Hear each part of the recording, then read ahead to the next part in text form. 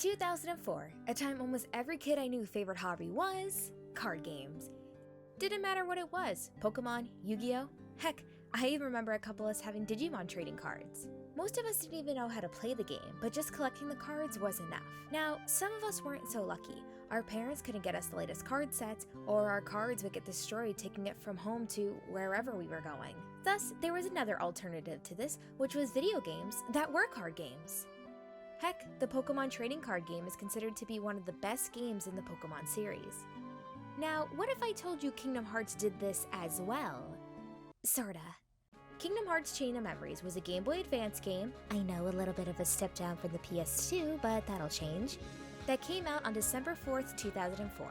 Now, this is a direct sequel to Kingdom Hearts 1, so don't assume just because this is a Game Boy title or the number 2 isn't slapped on it that this isn't important to the series. The game is actually the starting point to what later Kingdom Hearts games have become. I feel like before I get into the story of this game to go into a little bit of a backstory for it. So, like I said, this started out as a Game Boy Advance game, something that can be considered a problem since our previous game was on the PS2. Now, I was fortunate enough as a kid to have both of these systems, but I'm sure there were plenty of kids out there who didn't and went right into Kingdom Hearts 2 with so much confusion because they didn't play this game. This isn't going to be the last game either, where Square Enix got a little adventurous with putting this game on different systems. Later on, Square Enix ended up remaking this game and putting it on the PS2 2 years after Kingdom Hearts 2. Yeah, no one said Square was good at planning these things. Just like in the last video, today we'll be looking at Kingdom Hearts Chain of Memories that was ported over to the PS4. And with that being said, get your game on! Ooh, sorry, wrong series. We start off with an intro that's not as intense as the first one, but at least the music's still good, considering it's the same from the first game. We see the same cutscene where Sora, Donald, and Goofy see Pluto holding a letter and chase after him. It skips to nighttime where the gang is sleeping, but Sora wakes up and finds a mysterious man in a familiar-looking coat. Spoiler, not that guy. This new mysterious man tells Sora that along the road lies something that he needs, but in order to claim it, he must lose something first. He disappears, and the next thing we know, Sora and the gang are transported to a castle. They enter the castle, and the gang has a feeling that both Mickey and Riku are in here. They turn back towards the door and see that the mysterious man has appeared again. Donald goes to attack him, but nothing happens. It seems that this castle has caused our group to pretty much forget everything that we've learned in the previous game. Isn't that just swell? The mysterious man tells us that this place is called Castle Oblivion. He also says that we will meet people that we've met before and people that they miss. Sora takes the hint and assumes he must be talking about Riku, and he must be in the castle. The mysterious man phases through Sora and drops some pretty flowers behind him. Ooh, pretty. From doing this, he took some of Sora's memories and put it in a card. On this card is Travers Town, and this is how we'll be traveling to other worlds. In case you didn't know, the worlds we'll be traveling to are every single world from Kingdom Hearts. Well, except for Deep Jungle. Sora may hold his friends close, but if Disney said Tarzan's gotta go, then he's going. Now, if you thought most of the Disney worlds were pointless in Kingdom Hearts, then I'll tell you they're really pointless in this game. Every world is basically just a quick recap from the last time we were there. Yeah, not too exciting, but most of the important cutscenes will be taking place every time we finish a world. Back at the castle, Sora uses the card and appears in Travers Town, and of course our mysterious friend shows up. He tells it that this Travers Town is just an illusion made up of Sora's memories. Jiminy points out that Donald and Goofy are gone, and they will be every time Sora enters a new world. That's right, you're basically playing solo for the entire game, with Donald and Goofy showing up occasionally. The mysterious man tells us if we master the cards, their strength will be ours again, which brings us to our tutorial fight! So, one thing that's already different is how whenever we encounter an enemy, we get taken to a separate battle area, similar to most Final Fantasy games. Once we're in the fight, the man tells us that our friends will be turned into cards during battle, and will sometimes appear. I know in my last video I didn't really go over gameplay much, but I feel like Chain of Memories is so much different than just smashing the X button to swing the Keyblade, because now you can smash the X button to throw cards at people! No, I promise it's a little different than that. So you got your deck, and you start off with 15 cards. Each card will have a type of Keyblade, meaning you may have one with the Kingdom Key, but you might have one with Oblivion on it as well. On the bottom right of the card, you'll see a number, and this will indicate the strength of the card. So let's say your opponent has a card with a 4 on it, and you have a card with a 5 on it. Both of you attack at the same time, and your card would cancel your opponent's, making you able to land an attack. So this also works vice versa. You got the lower card, your opponent has the higher card, so they get to attack you. Now, there is a card that lets you cancel out attacks, which is the 0 card. This card allows you to cancel enemies' attack no matter how high the number is. Best to keep a couple of these around. Now once you run out of cards, at the end there's a black and white card with the number 1 on it. This will allow you to recharge your deck, but every time you do this, the card number will get higher and higher. You can also stack cards into 3, making a higher number. That's basically it for the battle mechanics for this game. It takes some getting used to, but I promise it's not that bad. So, wandering around any of the worlds isn't going to be the same as before. The area is going to be shaped in a square, and there'll be a couple of doors. When you fight Heartless at the end of the battle, they will also drop cards. These cards will allow you to open doors, but you can basically make a room whatever you want. Feel like you need to save and don't want to travel all the way back from the beginning? Use a card to make a save point. Want to buy some new cards for your deck? Use a Moogle card to have a shop open up to buy some new cards. Heck, there's even a room that causes the Heartless to be more aggressive, or there's one where you can walk in and they're all asleep. There are also certain cards that help you progress further in the story of that world, but you automatically get those. You can pretty much make your own journey if you have the right cards. Even the leveling up system is different in this game. When you level up, you get to choose between 3 different options that you'd like to level up, which is your HP, CP, which is how many cards Sora can hold, and your slates. Slates are new moves you can learn when you stack 3 cards together. Okay, I think that should be good enough for our battle and world traveling for this game. I know this may seem like a lot considering Kingdom Hearts was much more simple, but I promise it's not as bad as it seems. When I was a kid, I used to hate this game, but I think it was mostly because I didn't want to take the time to understand it, and I think it's a lot of fun now. Now, back to the story. The gang starts exploring Travers Town and we run into Leon. Sora asks Leon what he's doing in Castle Oblivion, but Leon doesn't understand what he's talking about since he thinks he's in Travers Town. And he also doesn't even know who Sora is. Sora tries refreshing Leon's memory by reminding him that they fought Heartless together. Eventually, Leon remembers their name, but he doesn't know why. You see, whenever you go to a world, all you're traveling to are parts of Sora's memories. So these characters aren't the real versions of their friends. They're just part of Sora's memories that are stored in the card. This is more or less the reason I don't find most of the worlds in this game important, since besides Sora, Donald, Goofy, and our new friend in the black coat, no one's real. Once we leave Travers Town and go to the next floor of the castle, we run into our mysterious friend, but this time he's brought a new friend with him. Introducing the best fire boy ever, Axel! Hello! The mysterious man gives Axel a card and he decides to test Sora and see how strong he really is. Once Axel is defeated, we get another card that we'll use to unlock more worlds. Our battle with Axel didn't put an end to him though, since he tells Sora that he must follow his memories and seek the ones he's forgotten. The gang assumes he must be talking about Riku and Mickey, but it seems he's talking about someone else. Axel offers to give Sora a hint on who it might be, but Sora denies his offer and wants to figure it out on his own. As the gang travels to the next floor, Jiminy starts thinking about more and more what Axel said. Sora tells him that there's nothing to worry about, but Goofy says maybe they should still be careful because anything could happen in Castle Where are we again? Castle Oblivion! Oh yeah, Castle Oblivion. Sora reassures them that as long as they're together, they should be okay. Goofy brings up that this will be just like the last time they fought in that creepy castle, but Donald and Sora don't seem to understand what he's talking about. Oh boy, looks like the gang is starting to forget some things. That's right, because if that bunch of to lose is to forget stuff didn't make sense earlier, basically as the gang starts to remember older memories that have been long forgotten, they will lose the memories they have now. Once the gang finishes another world, we head to the next floor while Goofy still tries to remember that castle they went to. He tells them that they had to go there because that's where Sora had sacrificed himself to save Kairi's heart, which ended up turning him into a Heartless. The three start to remember the event that had taken place in the castle, but they still can't remember the name. Donald asks Jimmy to open his journal so they could see what the name of the place is, but it seems like every single page in his journal is blank. The gang has realized that the more they climb up the castle, they will eventually start to forget everything. After that, we finally get a peek and see what our new black hooded friends are up to. We see Axel speaking to a woman named Marluxia, and she is definitely feisty. I'm not going to just give it to him. Don't break him. Well, do I detect a soft spot? But keep it under your hood. At least until the time is right.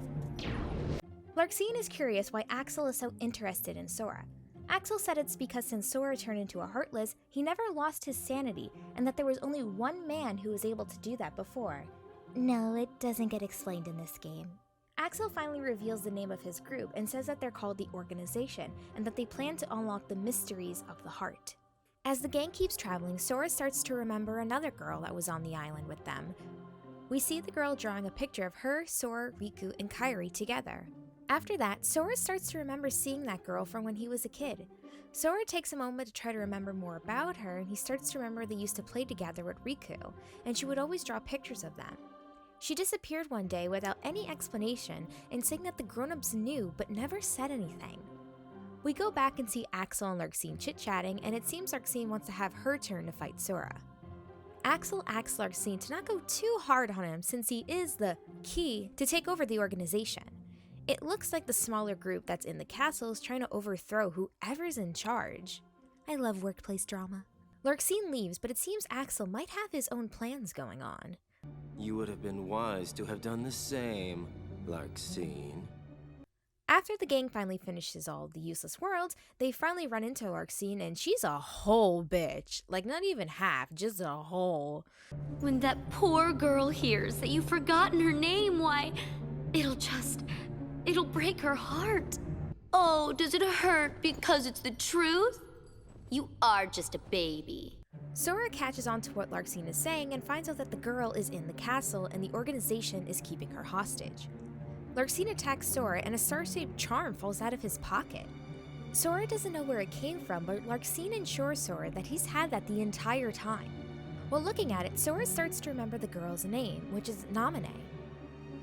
Larxene tells Sora that she's the one who gave Sora the charm, but since he didn't remember her, Larxene thinks it's fine to just destroy it.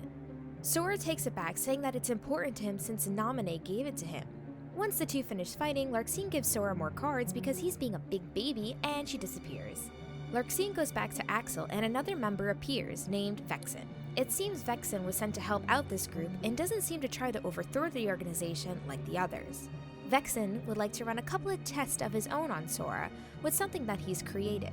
Axel gives Vexen a card with Destiny Island on it, and an old friend seems to be rejoining the group. As we make our way to the next floor, we find Riku? Wait, seriously? He's just here? Alright, cool. I'm sure things will be different this time, considering what happened in the previous game. Great to have my best friend Riku here to help. Anyone who goes near her goes through me! What's wrong with you? We're supposed to be friends! Please, Sora. Since when have you ever cared about me? Or not. So, Riku's basically complaining about how Sora doesn't care about him because he probably forgot about him, even though half the reason we're in this castle is for him, but okay. And that he was too worried about Naminé. Riku says that Naminé doesn't even want to see him and that he should just look deep into his memories for the reason why. Riku changes into his fancy outfit and starts attacking Sora. Once the fight is over, Riku runs away, like a bitch. Sora chases after Riku, but it seems he's lost him. I don't know how, they just have to keep going up, but okay. Jiminy brings up that Riku's acting like how he was when Ansem controlled him. He also brings up there's a good chance that Riku just might be forgetting what happens, which is why he's acting like this. We eventually run into Riku again, and he's still being... Riku. Sora tells Riku he can't leave yet because he needs to go back to the island with him and Naminé since Kairi is waiting for them. Riku brings up that he told Sora that he was supposed to go back to the island to take care of Kairi, which doesn't seem like Riku is forgetting much, so why is he acting this way? Anyway, Riku tells Sora he should forget bringing him back because he's not going. Sora tries convincing Riku to come back to the island since all of their other friends are also there. Riku says he's already forgotten about them and asks Sora if he can even remember them. Sora starts to think about it and he really doesn't remember who they were either. Riku tells Sora that only the important memories exist now and that he has to protect Naminé. Sora goes to fight Riku hoping that'll help jog his memory because violence is always the answer when you and your best friend fight. Once we defeat Riku for the 100th time, Riku complains that Sora never cared about him and runs away. Again. We see Naminé sitting in a room when Axel comes in. Axel tells Naminé, sarcastically, that he has sympathy that comes straight from his heart. He also calls them both nobodies and how they'll never be somebodies. No, this won't get explained till much later. Sora starts to get upset since him and Riku are fighting, but Donald tells him it'll be okay because his three friends will always be together. You know, there's Sora, Riku, and... who was the third one again? It looks like since Sora has remembered Naminé, everyone has forgotten about Kairi. We go back to see Larxene and Axel poking fun at Vexen, saying that his Riku isn't working out so well. They get interrupted by our mysterious friend from the beginning when we find out his name is Marluxia. Marluxia tells Vexen that this Riku isn't doing so well and he better hope he doesn't mess up again. Vexen doesn't feel any threat to Marluxia since he's only ranked number 11 and Vexen is ranked number 4. From hearing this, we can already assume that there are many more of these members than what we've seen so far. Marluxia reminds Vexen that he was the one left in charge of this mission by their leader, and if he disobeys him, it would be considered treason. Annoyed at their situation, Vexen decides to take out his anger out on Sora and leaves. We see that Jiminy is trying to convince Sora that maybe they really should leave, but Sora remembers that he made a promise to Naminé to always protect her. Vexen finally appears, telling Sora he should be thanking him since he's the one who brought Riku to him. Sora realizes that Vexen must have been the one causing Riku to act so different, so they both decide to fight. Vexen pulls out another card that he says lays on the other side of Sora's memories, but it looks like a card for a place we've never been to before. Back with the group of emo kids, Marluxia realizes that Vexen is going a little too hard on Sora, and sends Axel to take care of some dirty work. Sora and the gang use the card and end up in a place called Twilight Town, and I have to say, I love this place. Twilight Town is so pretty with its colors and the mood and its set, and even the music for the world is amazing. The gang have realized that they don't understand why they're here because none of them have been here before. The gang's not sure if maybe they've been to this place before, but maybe they had forgotten about it, just like everything else. Sora tells them not to worry and pulls out a good luck charm Naminé gave him. He tells them a story about how when they were kids, they both watched a meteor shower together. Naminé started to cry because she thought one was going to hit the island. Sora told her not to worry about it because if one did, he would knock it back into outer space. As a thank you, Naminé gave Sora the good luck charm. After traveling through Twilight Town, we find an abandoned mansion. Sora knows he hasn't been here before, but for some reason this place seems so familiar. We run into Vexen a second time and he asks Sora which one of his memories feels the most real, the ones from Twilight Town or Naminé. Sora, without a doubt, said it's Naminé because he's never been here before. Vexen reminds Sora that these memories are from the other side of his heart. You said that, but what the fuck is that supposed to mean? We get one last battle with Vexen, and it looks like we finally defeated one of these organization members. Vexen then tries to warn Sora about chasing after Naminé, saying if he continues, he'll end up being one of Marluxia's pawns. Just when we're finally about to get some answers, Axel shows up to shut Vexen up in probably one of the most badass ways possible. No! Please don't! I don't want to! Goodbye. So cold. Axel leaves and joins up with Marluxia and Larxene, and they are congratulating him on killing Vexen. They were testing Axel to see if he had the guts to kill a fellow member. With Vexen gone, they can use Sora for whatever plan they have and take over the organization.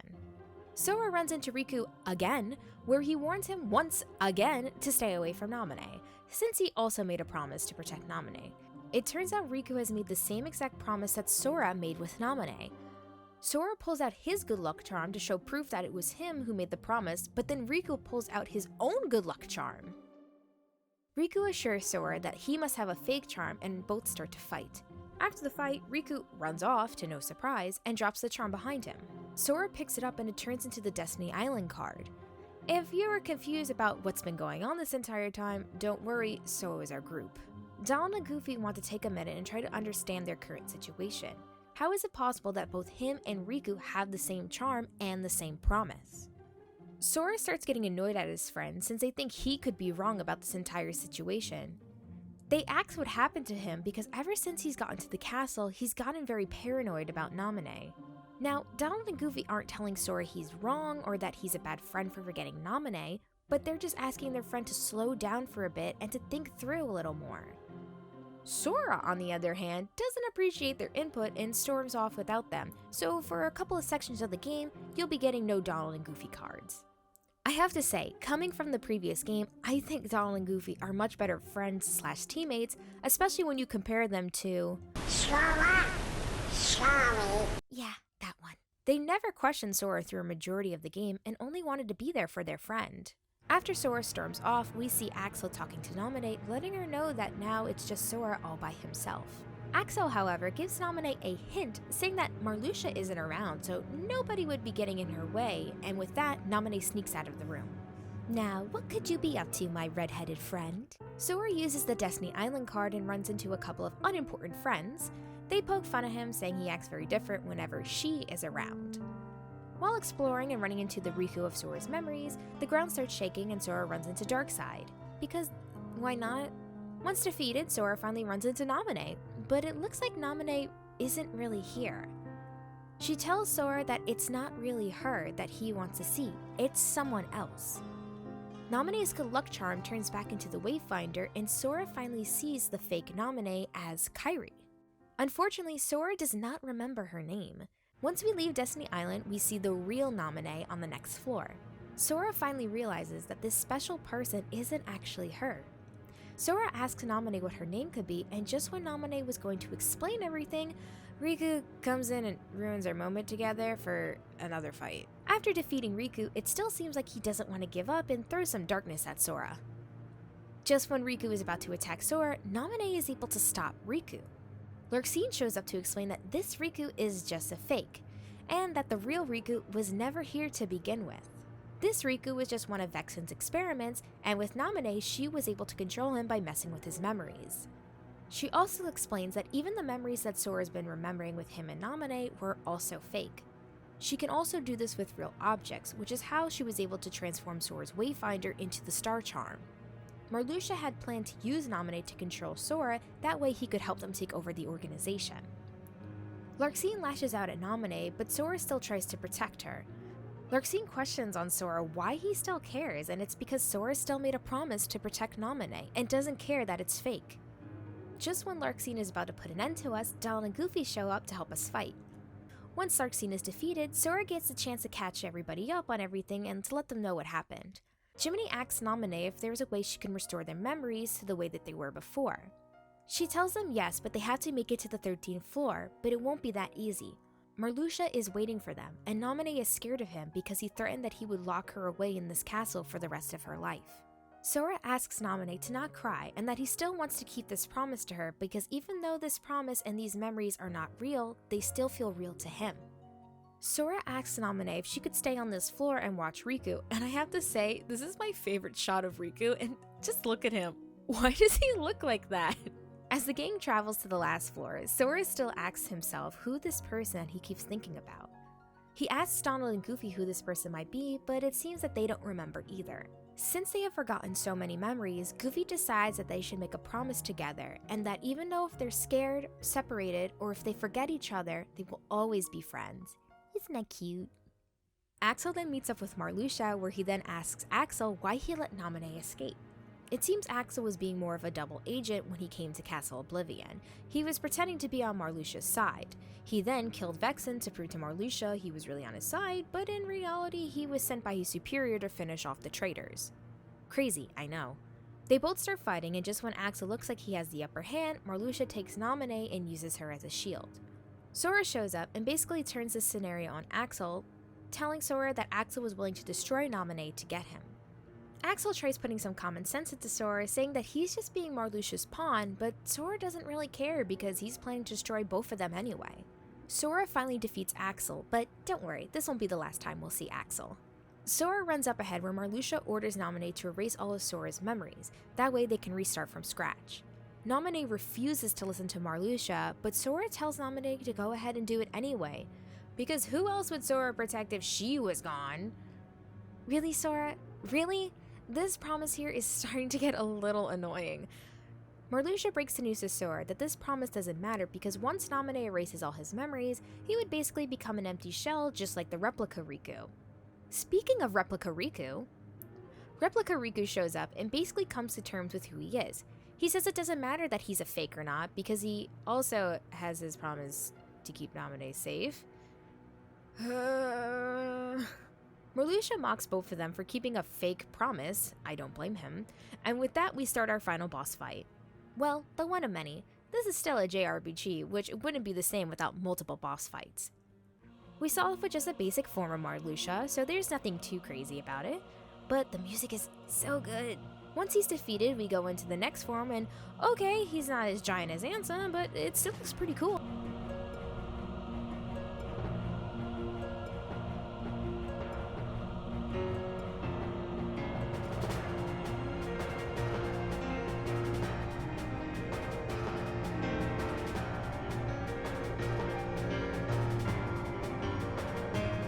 Oh, come on! Marluxia's final form is actually pretty cool. It's this giant angel holding his scythe, and Marluxia will be on the ground controlling it. Throughout the battle, he'll have a little minigame segment where you have to have cards high enough to break his. If you don't have the right card, then it's game over from here. He also has the ability that'll make you lose your cards, so you'll have to scramble around to find them. With the power of the heart of the cards, we summon Exodia and finally defeat Marluxia. By sealing a door, we lock away Marluxia. Forever! Once the battle is over, Replica Riku wants to leave to try to find himself. Goofy asks Naminé if he could restore his memories, but he doesn't want to, and I believe deep down it's because he still wants to keep that promise with Naminé, and with that, Replica Riku leaves. Donald finally asks what we've all been waiting for, and that's, can Naminé really help them? She lets them know that not remembering something doesn't mean that it's gone. Once you remember one thing, that leads to remembering something else, and so on. Their memories are connected and linked together like a chain that makes up each of them. Naminé never erased their memories, she just took apart the links and rearranged them. This means that Naminé must take apart the links she has created that are scattered across their hearts. In other words, all three of them will forget everything that has happened. No memories of the castle, or the organization, or Naminé. Naminé gives Sora an option. Either allow her to put his old memories back together, or let him keep his new memories where he'll remember Naminé. As much as it hurts Sora, he chooses to keep his old memories. Naminé takes the trio to a room with a giant pod. This will put them asleep, and they will only awake once Naminé is done with fixing their memories. The trio is still upset that they'll forget Naminé, so Jiminy gets the brilliant idea to write in his journal, "Thank Naminé." Maybe put some more detail in there, buddy. Just before Sora enters his pod, he lets Naminé know that he was glad to meet her, and that he really was happy when he found her and remembered her name. As Naminé says goodbye, Sora promises her that once he wakes he's going to find her, and they'll both become friends for real and be honest with each other. Naminé reassures him that he's going to forget making that promise, but Sora says if the chain of memories come apart, the links will still be there, so the memory of their promise will always be inside of him. They both pinky promise, and Sora enters his pod. Just as the pod was closing, Naminé tells Sora about the promise he made with another girl, and that she is his light. Sora pulls out his wayfinder and hopes to try to remember who this girl is. He starts digging through his memories, and starts to remember some of his friends, but still can't find her. But then...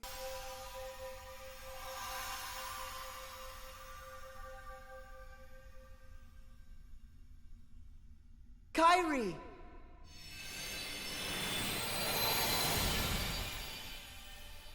My friends. Naminé? Don't worry. You might forget about me. But with our promise, I can come back. A promise is a promise. Yes. One day the light, it will be ours and it will bring us together. Till then, I'll be in your heart. Right. Forgotten, but not lost. As much in stories, I tend not to like the trope of going on this big adventure just to forget everything.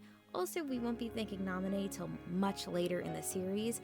I still really enjoy Rechain of Memories just for the fact it introduces some great characters that the series wouldn't be the same without. Sure, do I think this promise that both Sora and Replica Riku have is dumb? Absolutely. Especially while playing the game, it became pretty obvious what was happening, but I still have moments in this game I enjoy a lot and still emotional towards the end. Also, this game is starting to set up one of my favorite characters.